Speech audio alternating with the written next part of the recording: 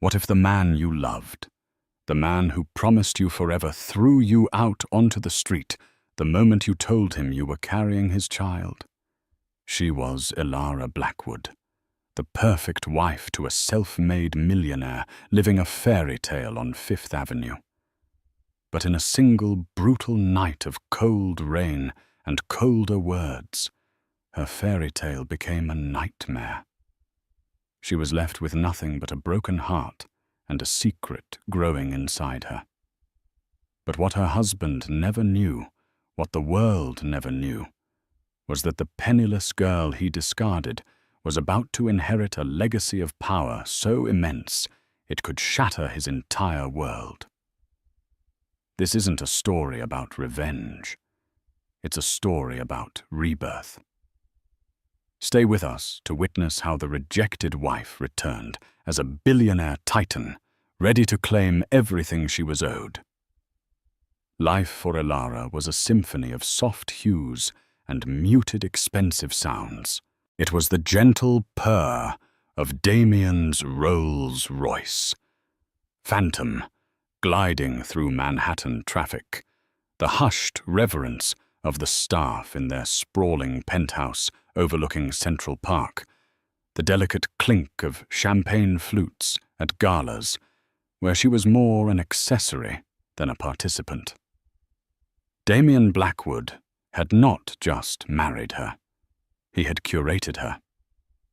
Elara Hayes, an orphan with a scholarship to her name and a heart full of art history, had met Damien at a university fundraiser. He was a rising star in the tech finance world, a man who built his empire, Blackwood Industries, from the ground up with ruthless efficiency. He was captivated by her quiet grace, her genuine smile, and what he called her unspoiled nature. To him, she was a beautiful, pure canvas on which he could paint his vision of a perfect life. She, in turn, had fallen for his ambition, his sharp intellect, and the vulnerability she occasionally saw flicker behind his steel-grey eyes. She believed she was his sanctuary, the calm to his storm. Their first 2 years of marriage were a whirlwind of luxury. He adorned her in Chanel and Cartier, but her world remained small, confined to managing their home, hosting his business dinners, and waiting for him. She traded her dreams of curating a museum for curating guest lists. Still, she was happy, or so she told herself. She loved him, and she believed his all-consuming work was for them, for their future. The moment that changed everything came on a crisp October morning. The 2 pink lines on the pregnancy test felt like the final perfect brushstroke on their life's masterpiece. A child, a piece of both of them. A reason for Damien to finally slow down, to be present, to build a home instead of just an empire. She planned the reveal meticulously. She booked a table at Jean-Georges, his favorite restaurant, the one where he'd proposed. She wore the sapphire blue dress he loved, the delicate fabric clinging to a figure that hadn't yet begun to show the secret it held. He was late. An hour late.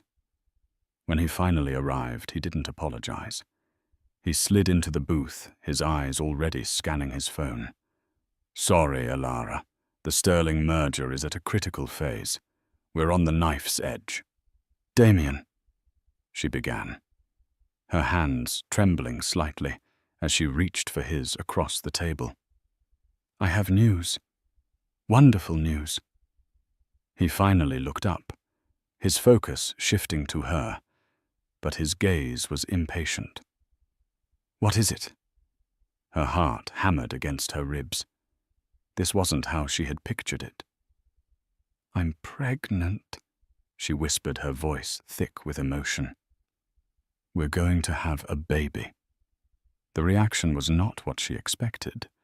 There was no joy, no rush of excitement. Instead, a mask of cold calculation descended over his face. The warmth in the restaurant seemed to vanish. He slowly withdrew his hand from hers. "A baby," He said the words flat, devoid of feeling. Right now. It wasn't a question. It was a statement of profound inconvenience. I thought you'd be happy, she stammered, the smile faltering on her lips. Happiness is a luxury, Elara. We're in the middle of the biggest deal of my life, he said, his voice dropping to a low, chilling tone.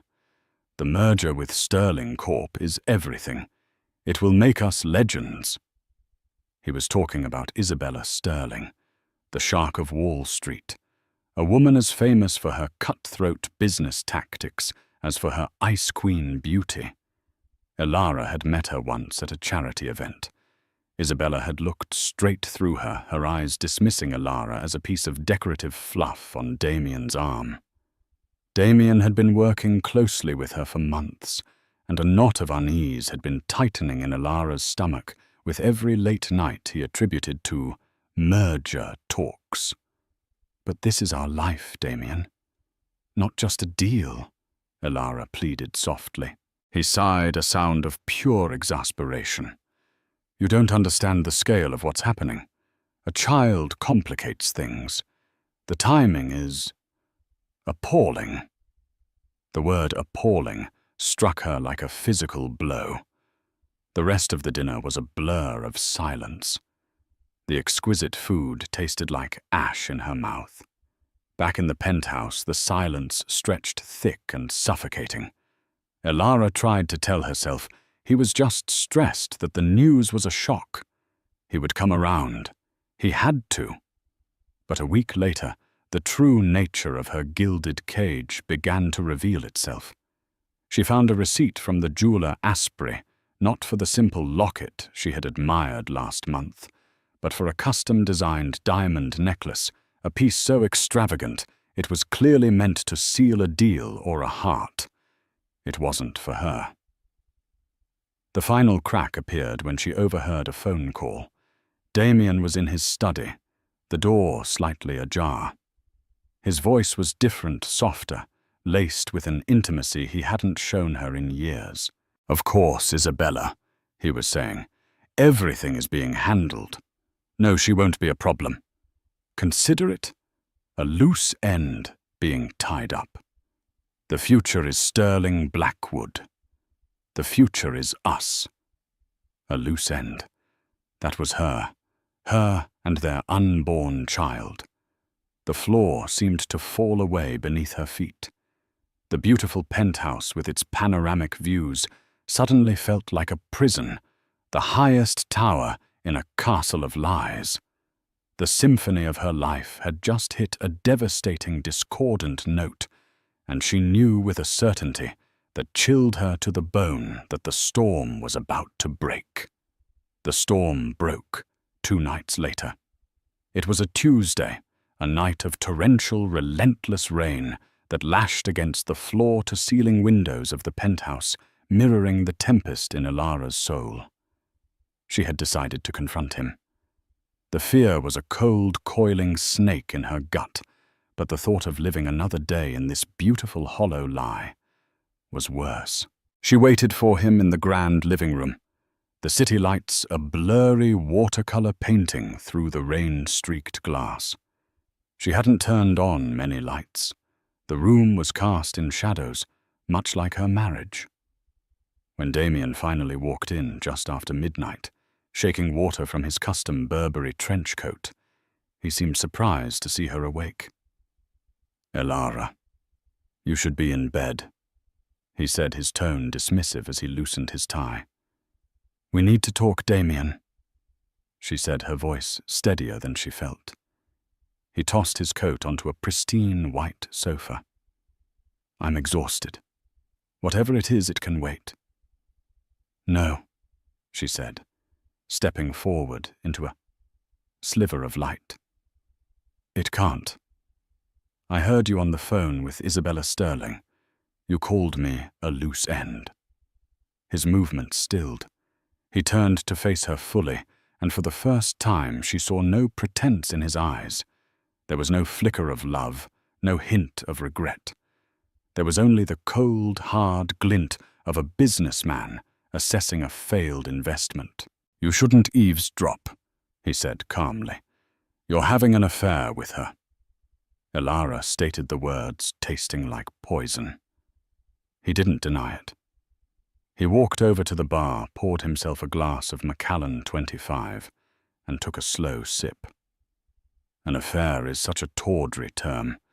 It's an alliance, a partnership. Isabella and I understand each other. We speak the same language: power, ambition, legacy. And what language do we speak, Damien love, family?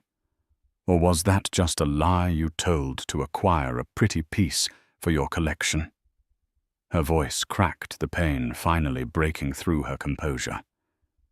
"You were perfect for a time," he admitted, swirling the amber liquid in his glass. "You were gentle, unassuming. You made a beautiful home. But my world has outgrown that. The Sterling Blackwood merger isn't just a business deal, Elara. It's a dynasty. And a dynasty requires a queen, not a consort." The cruelty of his words was breathtaking. "A queen? And what about your child? Does your dynasty not require an heir?" He set the glass down with a sharp click. "The child," he said, his voice laced with venom, "is a complication I can't afford. A messy emotional tie to a past I'm about to erase. Isabella and I will have children when the time is right. Children raised in power, not clinging to sentiment." Elara felt the blood drain from her face. "You can't be serious. You would discard your own child." "I'm discarding a problem," he corrected her, his eyes locking onto hers. "And that problem is you. You no longer fit the blueprint of my life." He walked over to his desk and pulled out a document from a leather-bound folder. He slid it across the polished mahogany table. It was a prenuptial agreement. Her signature was at the bottom, a faint looping script from a naive girl in love 2 years ago. "You'll recall you signed this," he said. "It's quite ironclad. You waived all rights to my assets. However, for your silence and swift departure, I'm prepared to offer you a one-time settlement of $50,000. You'll sign a non-disclosure agreement, disappear, and this inconvenience will be dealt with." $50,000. Hush money. For her silence, for their marriage, for their child. The insult was so profound it almost made her laugh. "I don't want your money," she whispered, her body trembling with a mix of rage and heartbreak. "No." His eyebrow arched.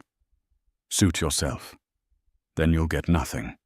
As of this moment, this is no longer your home. My security will escort you out." It was happening so fast, her mind couldn't process the sheer velocity of the destruction. "Damien, please," she begged, tears finally streaming down her face. "Think about the baby. Our baby." He looked at her stomach, at the place where their child was growing, and his expression was one of utter revulsion. "That is your problem, not mine." He pressed a button on the intercom. "James, please come to the living room." 2 large men in dark suits entered the room almost immediately.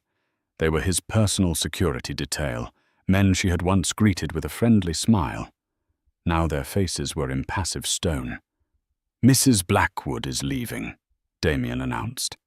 "Please escort her from the premises. She is to take nothing but the clothes she is wearing." "Damien!" "No," she cried, a raw, primal scream of disbelief. James and the other guard took a step towards her. She backed away, her hands protectively covering her stomach. "You can't do this." "I already have," Damien said, turning his back on her to look out at the storm. "You have 5 minutes to leave under your own power, or they will remove you." The finality in his voice broke her. There was nothing left to fight for here. The man she loved didn't exist. Perhaps he never had. This cold, monstrous stranger was all that remained. With her last shred of dignity, she turned and walked towards the door, the guards flanking her like wardens. She didn't look back. She couldn't bear to see the man who had just shattered her entire existence standing there victorious among the ruins. The elevator ride down felt like a descent into hell. The lobby was empty, the doorman averting his eyes in shame. Then the heavy glass doors opened, and she was pushed out. Not gently escorted. Pushed. She stumbled out onto the pavement of Fifth Avenue, into the heart of the raging storm. The cold rain hit her instantly, plastering her thin silk blouse to her skin, drenching her in seconds. She had no coat, no purse, no phone. The $50,000 he had offered, and she had refused, was a phantom gesture. He had intended for her to leave with nothing.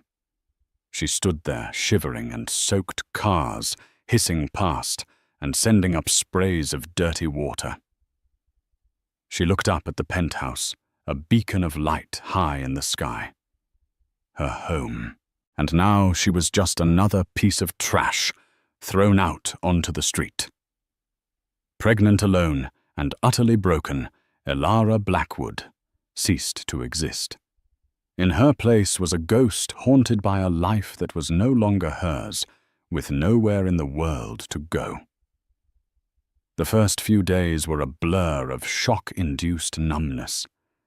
The city that had once been her playground became a concrete labyrinth of indifference. The rain-soaked night bled into a cold grey dawn. Elara found her way into the subway, not to go anywhere but for the relative warmth and anonymity it provided.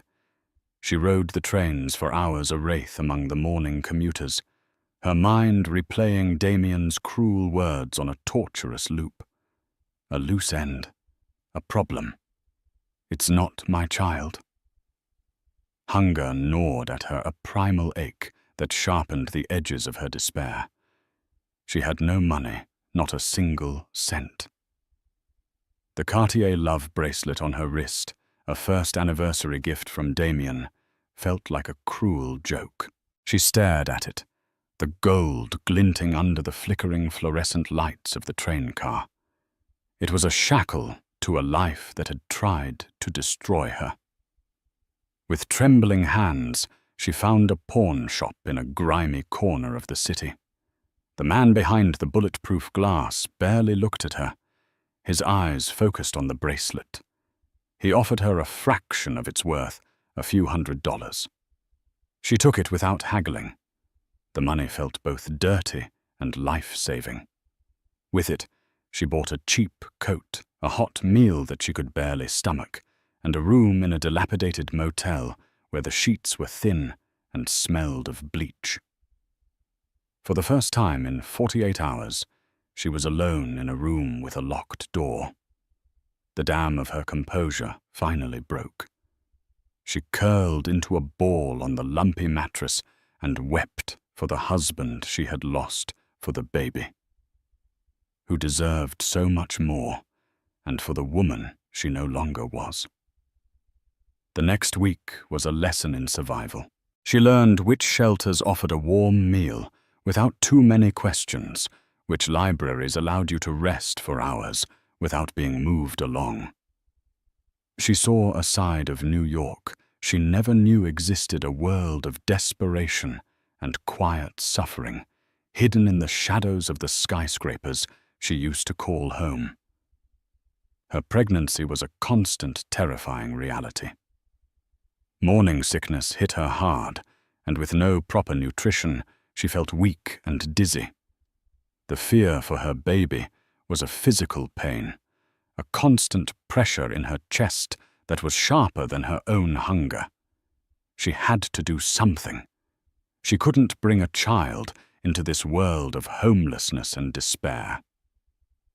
One afternoon, sitting in the New York Public Library using a computer to search for women's shelters, she found one with a good reputation. The Haven House. It offered support for pregnant women and new mothers. It was her only hope. Life at the Haven House was humbling. She shared a small, clean room with another woman, a teenager who had run away from home. Elara did her chores, attended counseling sessions, and for the first time in a long time, felt a flicker of safety. The women there didn't care about her past. They only saw a fellow survivor. They shared stories, offered support, and created a fragile community bound by shared hardship. Elara, who had once hosted dinners for billionaires, was now learning how to budget $5 for a day's worth of groceries. She was shedding the skin of Mrs. Blackwood and finding a core of resilience she never knew she possessed. She was 3 months pregnant when the lifeline appeared. It came in the form of a crisp, cream-colored envelope forwarded from a P.O. box she had set up to receive mail. The return address was a prestigious law firm in Midtown, Kensington and Associates. Her first thought was that it was from Damien. Perhaps he was suing her, trying to legally sever his ties to the baby, ensuring she could never make a claim. Her hand shook as she tore it open. The letter was brief and formal. Dear Ms. Hayes, we have been engaged in a matter of profound and urgent importance concerning your family heritage and a significant estate of which you are the sole beneficiary. We have been searching for you for a considerable time. We understand your circumstances may be delicate, and we assure you of our utmost discretion. Please contact the undersigned at your earliest convenience to arrange a meeting. All expenses related to your travel will be covered. Sincerely, Arthur Kensington. Senior partner, Ms. Hayes. Not Mrs. Blackwood. They had used her maiden name. Family heritage, estate. It made no sense. Elara was an orphan. Her parents, whom she barely remembered, had been graduate students who died in a car crash when she was 3. She had no known family. She read the letter again and again. It had to be a mistake. A cruel scam. But the law firm was real. A quick search on the library computer confirmed it was one of the most respected estate law firms in the country, handling old money fortunes for generations. A tiny, dangerous spark of hope ignited in the darkness of her despair. What if it wasn't a mistake? What if there was someone out there who was looking for her? With her heart pounding, she used a payphone in the shelter's hallway. She dialed the number, her voice barely a whisper when the receptionist answered. I'm calling for Mr. Arthur Kensington. My name is Elara Hayes. She was put through almost immediately. A kind, elderly voice came on the line. Ms. Hayes, thank God. We've been trying to find you for months. My name is Arthur Kensington. Can you please tell me you are safe? The genuine concern in his voice was so unexpected, it brought tears to her eyes. Yes, she choked out. I'm safe. Excellent. Can you come to my office, say tomorrow at 10 a.m.? A car will be waiting for you at any address you provide. She gave him the address of a diner a block away from the shelter, too ashamed to admit where she was truly living. She hung up the phone, her mind reeling. An abyss had opened up beneath her weeks ago, and she had been falling ever since. But now it felt as though someone had thrown down a rope. She didn't know where it led, but for the first time, she had something to hold on to. She had no idea that this lifeline wasn't just pulling her out of the darkness. It was about to lift her into a stratosphere of power she couldn't possibly imagine. The black Lincoln town car that pulled up to the diner the next morning was as out of place as Elara felt. The driver, a man in a crisp suit, held the door open for her with a respectful nod, addressing her as Mrs.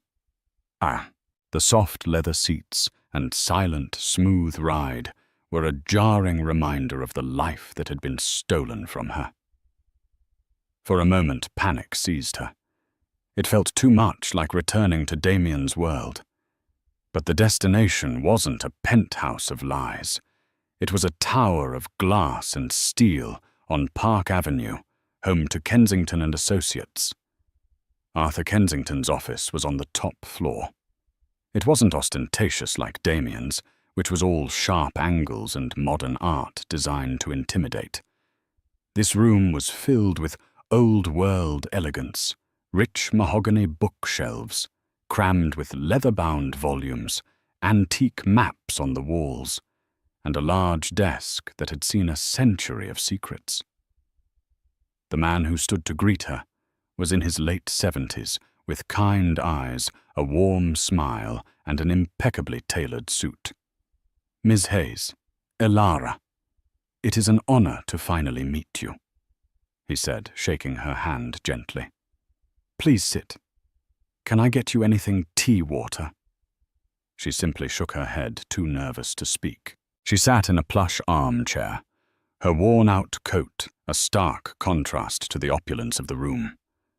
Mr. Kensington sat opposite her, his expression a mixture of sympathy and professional gravity. I know you must have 1,000 questions, he began, and I know the contents of my letter were cryptic. The truth is, Elara, your life is not what you believe it to be. He opened a thick file on his desk. You were raised believing you were an orphan, your parents being simple graduate students. That is only partially true. Your mother was indeed a student. Your father, however, your father was Michael Vanderbilt. The name meant nothing to her. Kensington seemed to expect this. Michael Vanderbilt, he continued softly, was the only son and heir of Alistair Vanderbilt. This name sent a jolt through her. Alistair Vanderbilt. Even Elara in her insulated world knew that name. He was a legend, a mythical figure in the world of global finance and industry. A reclusive billionaire, often compared to Howard Hughes, who had built an empire so vast and diversified that its full extent was unknown. He hadn't been seen in public for over 2 decades. My grandfather. The words felt foreign and absurd on her tongue. Yes, Arthur confirmed. Alistair Vanderbilt is your maternal grandfather. He corrected himself. I'm sorry, your paternal grandfather.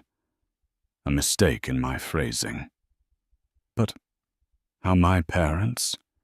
They died. I was told there was no one else. Arthur's face softened with sadness. This is the difficult part of the story.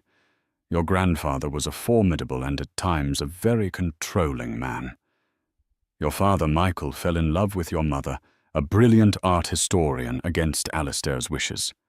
He wanted his son to marry into another powerful dynasty. Michael refused.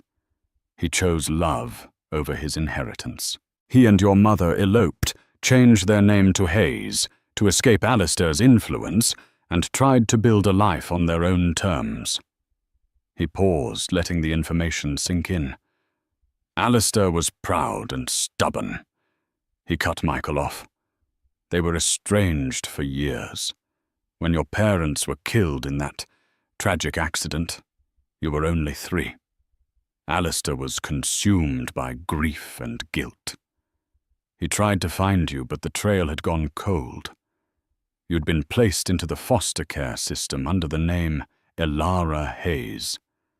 For over 20 years, Alistair has been searching for his lost granddaughter.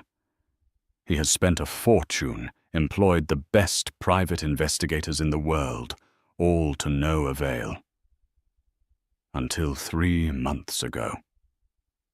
He slid a photograph across the desk. It was a picture of a young, handsome man with kind eyes and a woman with a radiant smile holding a small child between them. The child was her, and the man, he had her eyes. An investigator finally found your parents' marriage certificate, filed under their real names in a small town upstate, Arthur explained. From there we tracked your journey through the foster system and your scholarship to NYU. We found your marriage record to Mr. Damien Blackwood. We were preparing to contact you at his residence when our investigator reported. Well, he reported the distressing events of a few weeks ago. We lost you again until you set up that P.O. box. Elara, your grandfather has been beside himself with worry. Elara stared at the photograph, her vision blurring with tears. A family. She had a family. A father and mother who had chosen love. A grandfather who had been searching for her. "Where is he?" she whispered. "My grandfather." Arthur's expression grew somber. "Alistair passed away 2 months ago, Elara. I am so sorry. His final wish, the sole purpose of his last years, was to find you and make amends, to give you the life your father gave up for love." The spark of hope that had ignited in her flickered with a fresh wave of grief. She had found her family, only to lose them all over again.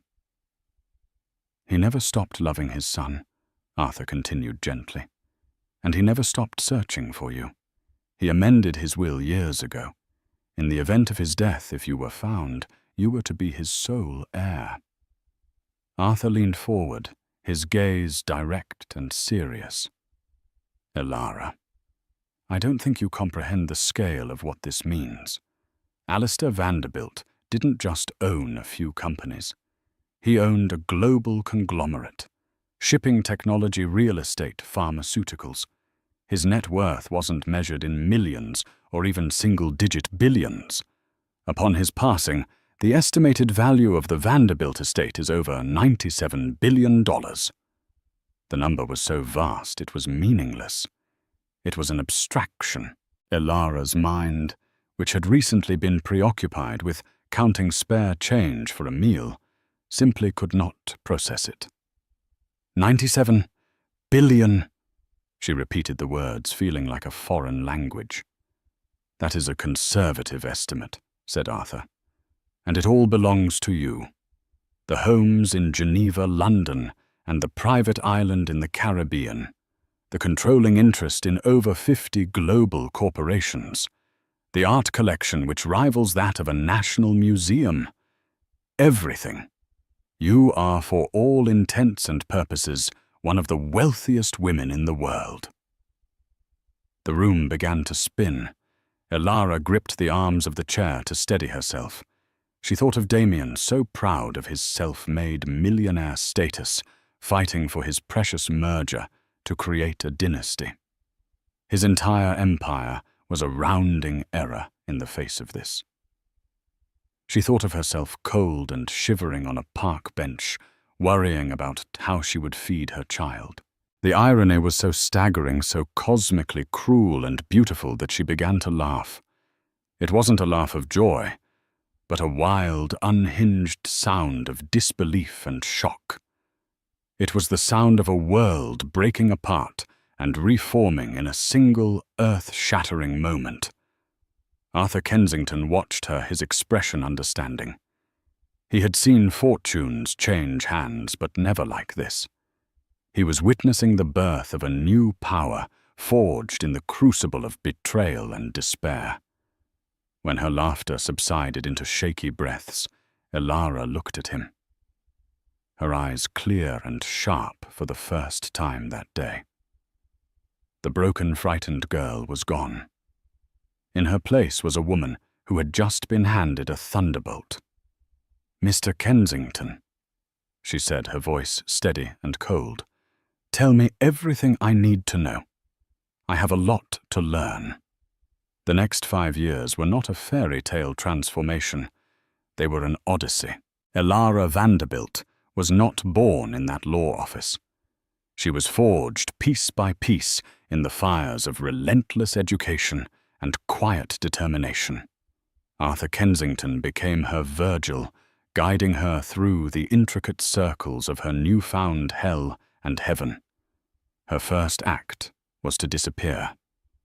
The world knew Elara Hayes was gone, and Elara Blackwood had vanished. A new identity known only to a handful of trusted advisors was created.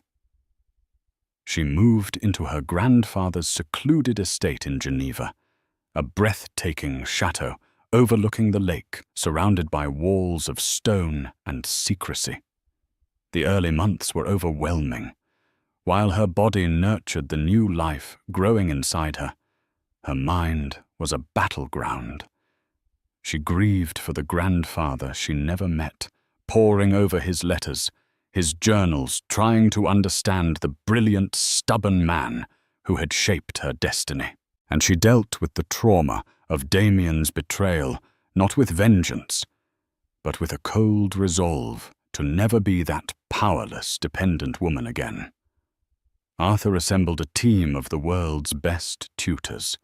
A grizzled ex-Goldman Sachs partner taught her finance not from soundbooks, but by dissecting real-time market data.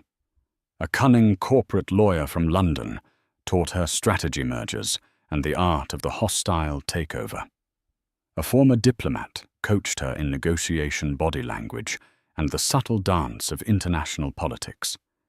She devoured information, working 18-hour days, fueled by black coffee and an unyielding desire to become the master of her own fate. She wasn't just learning to manage a fortune. She was learning to wield it as a weapon and a shield. 6 months after her arrival in Geneva, she gave birth to a beautiful baby girl with her father's kind eyes. She named her Lily. Holding her daughter for the first time, Elara made a silent vow. Lily would never know the fear and uncertainty her mother had endured. She would be protected, loved and raised by a woman of strength, not a victim of circumstance. Lily became her anchor and her North Star.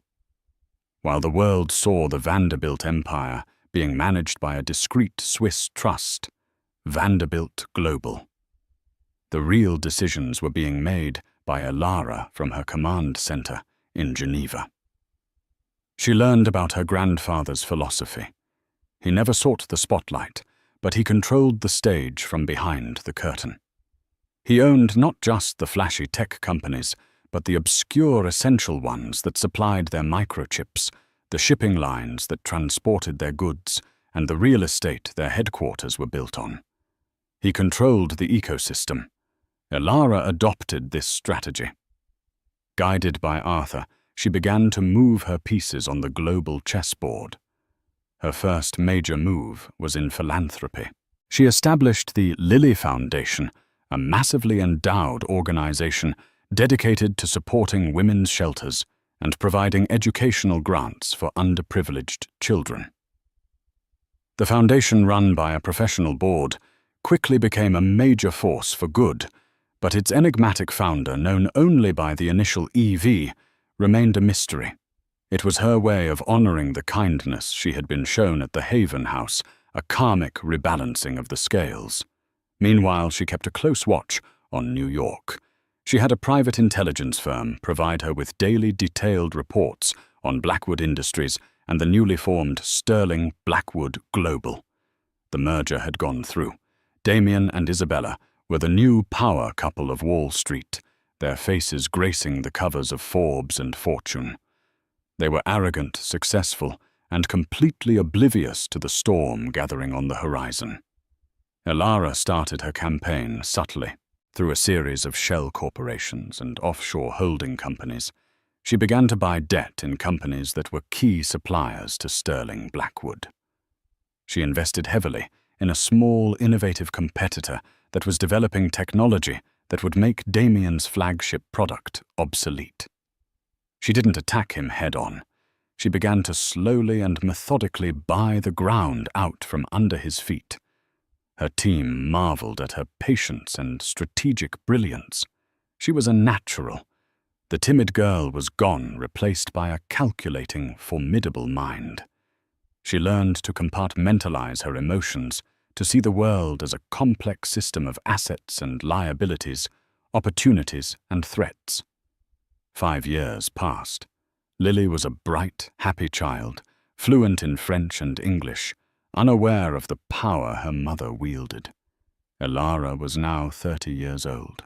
She had traveled the world, negotiated billion-dollar deals via secure video links, and commanded the respect of a small circle of the world's most powerful people, all while remaining a complete ghost to the public. One evening, Arthur Kensington sat with her on the terrace overlooking Lake Geneva. Lily was asleep upstairs. "You've mastered the empire, Elara," he said, a deep sense of pride in his voice. "Your grandfather would be astounded. You are more than his heir. You are his successor." Elara looked out at the tranquil water. "It's not enough to manage it from the shadows, Arthur. Anonymity was a shield while I was learning. Now it's a hindrance. To do what needs to be done next, they need to see me." Arthur nodded slowly. "Are you ready? Returning to New York will mean confronting him." Elara's expression was serene, but her eyes held a glint of glacial resolve. Damien Blackwood threw his pregnant wife out in the rain because she was a liability. He needs to meet the asset he created. The plan was set. The annual Metropolitan Charity Gala, the pinnacle of the New York social scene, was in 3 weeks. The chairs of the event this year were none other than Damien and Isabella Blackwood. It was the perfect stage. The world had forgotten Elara Blackwood. They were about to meet Evie, Elara Vanderbilt. The Titan had been forged. Now it was time for her to return. The Metropolitan Museum of Art was ablaze with light, a modern-day palace hosting the gods and titans of New York society. The air buzzed with the clinking of crystal, the murmur of powerful conversations, and the flash of paparazzi bulbs on the red carpet. At the center of this glittering universe stood Damien and Isabella Blackwood. Damien at 40 was more formidable than ever. His empire, Sterling Blackwood Global, was a behemoth. He was the king of his world, and Isabella, draped in emeralds and bespoke Dior, was his queen. They moved through the crowd with the effortless arrogance of those who believed they were untouchable. The donation from Vanderbilt Global was astonishing. A board member was gushing to them. $10 million. And anonymously. They just said it was on behalf of their new CEO, who wishes to remain private for now. Isabella sniffed dismissively. Old money hiding from the modern world. Probably some dusty old heir who's never worked a day in his life. Damien smirked in agreement. He was a self-made man. He despised inherited wealth, even as he desperately craved its legitimacy. The subtle hush fell over the room, first a ripple that started near the grand entrance and spread outwards. Conversations faltered. Heads turned. A presence had arrived, one that commanded attention without demanding it. A woman was standing at the top of the grand staircase. She wore a simple, elegant gown of deep sapphire silk that seemed to absorb the light around her. Her only jewelry was a stunning necklace of flawless diamonds that cascaded down her collarbone, a piece so magnificent it made Isabella's emeralds look like trinkets. Her dark hair was styled in a sophisticated chignon, and her posture radiated a calm, unshakable confidence. No one knew who she was. She was not a celebrity, not a known socialite. But she carried herself with an aura of power that was palpable. She descended the stairs, her movements fluid and deliberate. The crowd parted for her as if by an invisible force. Her eyes, cool and analytical, scanned the room before landing on the hosts. She started walking directly towards Damien and Isabella. Isabella felt a prickle of irritation. Who was this woman stealing their spotlight? She nudged Damien. "Do you know her?" Damien stared, a strange sense of familiarity, stirring in the back of his mind.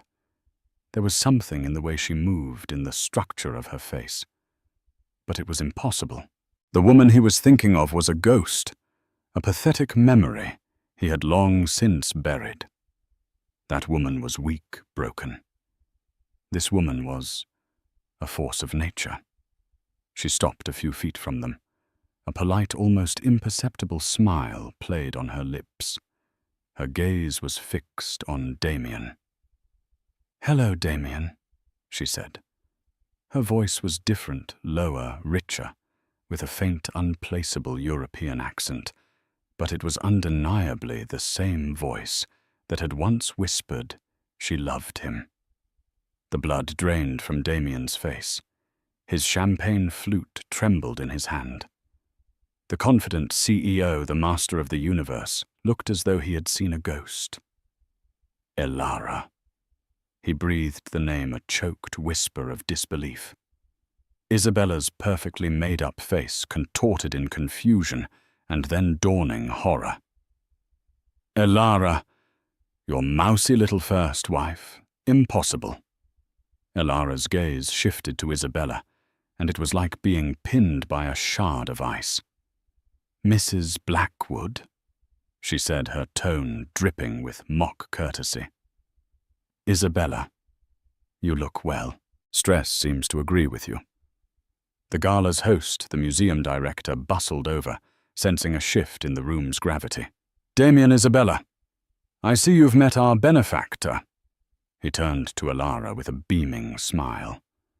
"Everyone, I would like you to meet the new CEO of Vanderbilt Global, the woman responsible for tonight's incredible donation. This is Ms. Elara Vanderbilt." The name dropped into the silence like a bomb. Vanderbilt, the mythical trillion-dollar empire, the reclusive, powerful family. The collective gasp was audible. Damien stared at her, his mind struggling to connect the dots. The penniless orphan he had thrown into the street was a Vanderbilt.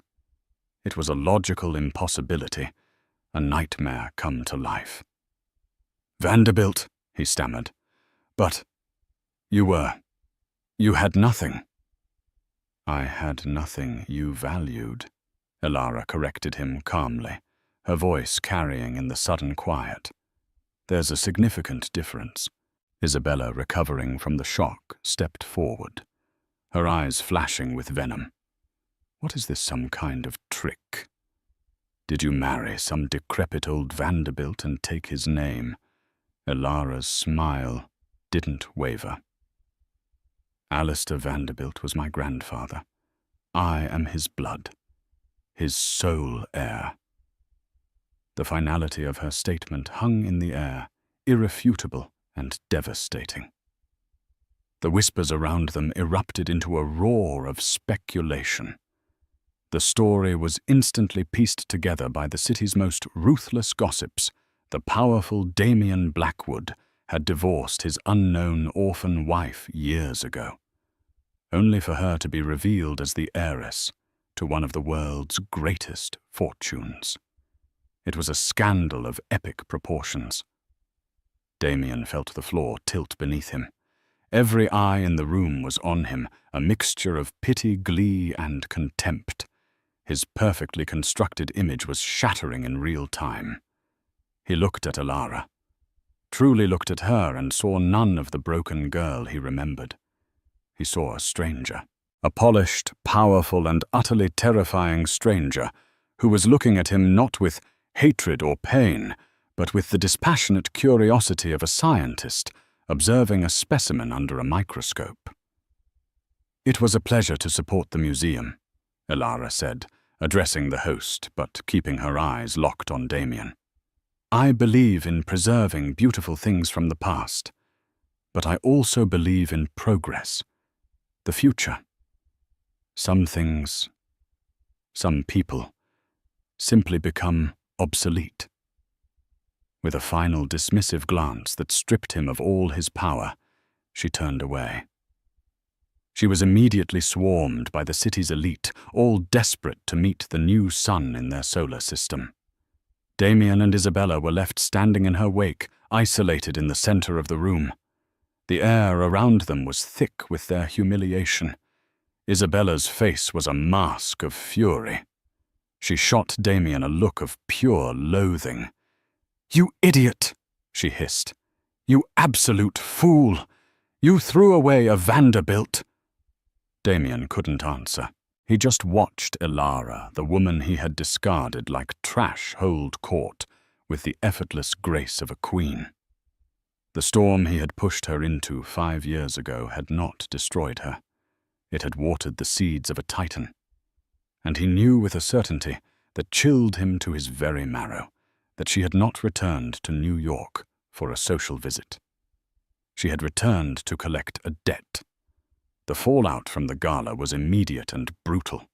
The story of the Billionaire Heiress and the Millionaire Fool was on every blog, in every gossip column, and whispered in every boardroom. Damien Blackwood, the ruthless, self-made man, was recast overnight as a short-sighted buffoon who had fumbled a literal fortune. The narrative was intoxicating, and it stuck. Sterling Blackwood's stock dipped a few points, a tremor before the earthquake. Elara did not strike quickly. That would have been too merciful. Instead, she began a death by 1,000 cuts, a masterclass in corporate warfare that was as elegant as it was devastating. The first blow was subtle. The innovative tech competitor she had been secretly funding for years, Nexus Dynamics, launched their new processing chip. It was twice as fast and half the cost of Sterling Blackwood's flagship product. Within a month, major clients began to cancel their contracts with Damien defecting to Nexus. Sterling Blackwood's Q4 projections plummeted. Damien and Isabella scrambled to react, but they were playing catch-up. They tried to acquire Nexus Dynamics, only to find out it had been bought outright the week before by a private holding company. A holding company owned by Vanderbilt Global. Next, Elara targeted the supply chain. The key companies whose debt she had been acquiring for years suddenly called in their loans to Sterling Blackwood all at once. They refused to renegotiate terms demanding immediate payment and disrupting the flow of essential materials. Production lines faltered. Orders were delayed. The market began to see Damien's company not just as unlucky, but as unstable. Isabella was furious, her partnership with Damien fracturing under the immense pressure. Their fights became legendary within their own glass-walled offices. "This is your fault," she would scream. "Your past is poisoning our future." Damien was a man besieged. He saw Elara's phantom hand in every setback. He would see her at industry events, always calm, always surrounded by admirers, her cool gaze occasionally flicking over to him with an unnerving lack of emotion. She never spoke to him, never acknowledged him, beyond a polite nod. The psychological toll was immense. He was being dismantled by a ghost. The final checkmate move was aimed at the heart of their empire, the massive Oceanus shipping project, a joint venture that was supposed to be the crowning achievement of the Sterling Blackwood merger. It was heavily leveraged, dependent on a consortium of international banks for financing.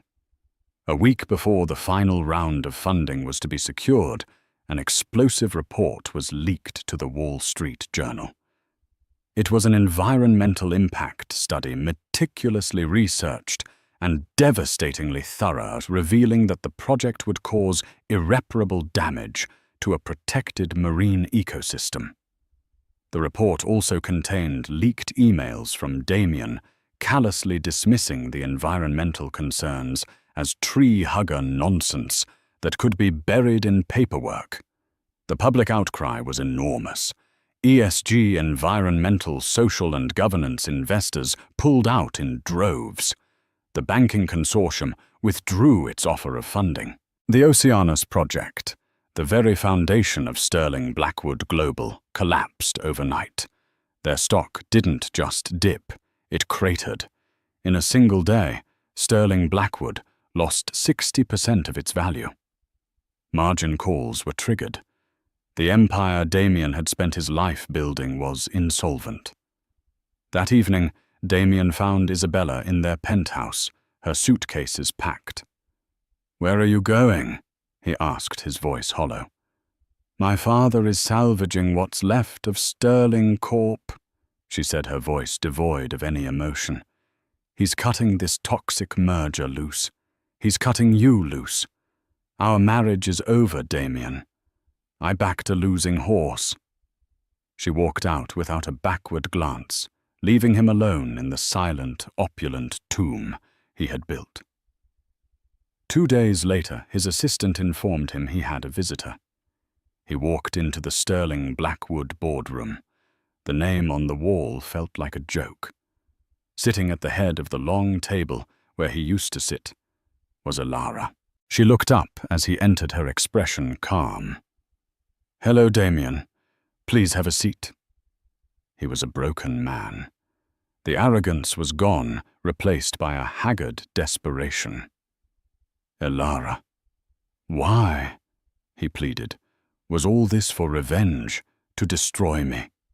"Destroy you?" she said, a flicker of something unreadable in her eyes. "No, this was never about you. You think you're the main character in this story. But you were only the catalyst. You taught me a valuable lesson that night in the rain, never leave your fate in the hands of another person. You forced me to become self-reliant. You wanted a queen for your dynasty. Well, I built my own." She gestured to the papers in front of her. "Vanderbilt Global, through its subsidiaries, now holds the majority of your company's debt. We also own a controlling interest in your stock, which we purchased for pennies on the dollar this morning. As of 9 to 15 a.m., I am, for all intents and purposes, your boss. And your landlord, as I now own this building." Damien sank into a chair, the finality of his defeat crushing him. "I have a child, Elara," he whispered, a last desperate gamble. "A daughter. Her name is Lily. She's 5 years old. Doesn't she deserve to know her father?"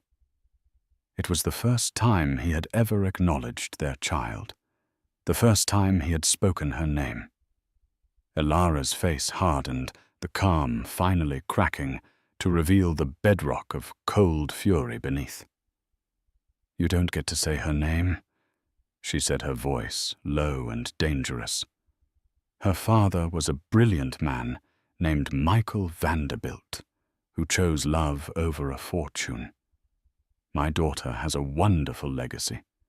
She has no need for the name Blackwood." She stood up, the picture of absolute power. "You will resign from the board effective immediately. In exchange for your full cooperation, I will not pursue criminal charges for the financial fraud we uncovered during our due diligence. You will be left with enough to live, but not enough to matter. You will disappear. You have become a loose end." She used his own words against him, the final perfect twist of the knife. He stared at her, the woman he had created, and who had in turn unmade him. He saw no path to redemption, no hope for forgiveness. He had sown the wind, and now he had reaped the whirlwind. Elara walked out of the boardroom and didn't look back. She took the elevator down to the ground floor, where her car was waiting. As she stepped out into the bright New York afternoon, her phone buzzed. It was a video call from Geneva. Lily's smiling face appeared on the screen. "Mummy, when are you coming home?" A genuine warm smile transformed Elara's face, melting away the icy CEO and revealing the loving mother. "I'm on my way now, my love. My work here is finished." The reckoning was over. It wasn't about destroying Damien. It was about closing a chapter. It was about ensuring that no one could ever hold power over her or her daughter again. She hadn't just taken back her life. She had built a new one, a true dynasty founded not on ambition and greed, but on resilience, love, and unshakable strength. Ilara's journey wasn't just about the shift from rags to riches. It was about the forging of an unbreakable spirit. She transformed her deepest pain into her greatest power. The man who saw her as a disposable accessory inadvertently created his own downfall by underestimating the woman he threw away. Her story is a powerful reminder that our worth is never determined by how others treat us, but by how we rise after we fall. She didn't just reclaim her life. She built an empire on the foundations of her own resilience, securing a future not of revenge but of purpose for herself and her daughter Lily. It's a testament to the idea that sometimes losing everything is the first step to gaining it all. If Ilara's incredible story of transformation and empowerment resonated with you, please show your support by hitting that like button. Share this video with someone who needs a reminder of their own inner strength. And most importantly, subscribe to our channel and turn on notifications so you don't miss our next unforgettable story. What part of Ilara's journey inspired you the most? Let us know in the comments below.